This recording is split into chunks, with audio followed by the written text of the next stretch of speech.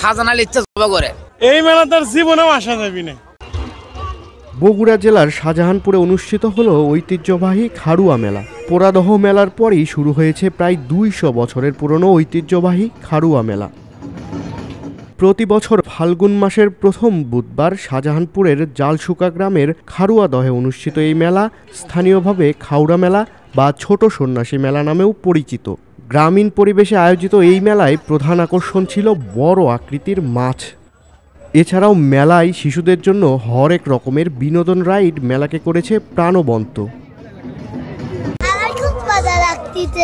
নৌকা উঠলাম, নৌকা অনেক ভালো লাগলো। হুন্ডা খেলা হয়েছে, এখানেও আমরা দেখলাম। আমি মেলায় কোনোদিন আসিনি এর আগে, পরিবার নিয়ে আসছি। বাচ্চারা সব নৌকাতে উঠলো, নাগরদোলাতে উঠলো, এখন মিষ্টি দেখতে আসছে, এরপরে মাছ দেখতে যাবো। ভালোই লাগতেছে মেলাটা। বিশেষ করে মেলাকে কেন্দ্র করে আত্মীয় স্বজনদের ভিড়ে সরগরম হয়ে ওঠে পুরো এলাকা।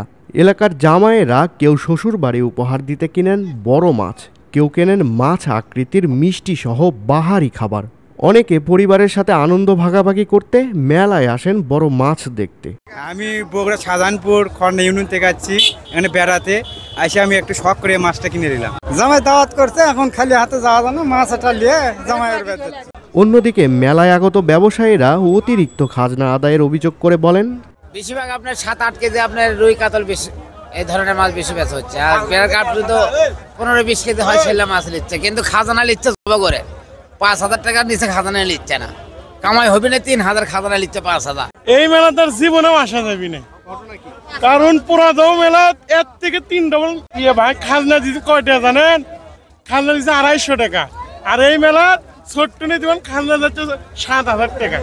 মেলাটা লেসে বুঝছেন 1.5 লাখ টাকা সরকারের খরচ থেকে লিয়াচ্ছে। আমরা জালশুকুর ঐতিহ্য হিসেবে আমরা চ্যাংড়াপাড়া সবাই জালশুকুর গ্রামবাসী মেলা করতেছি। আমরা সুন্দরভাবে যাতে মেলা হয় সেই সুষ্ঠুভাবে আমরা মেলা করছি, সেই হিসেবে আমরা টাকা আদায় করছি, কারো থেকে জোর জুলুম করছি না।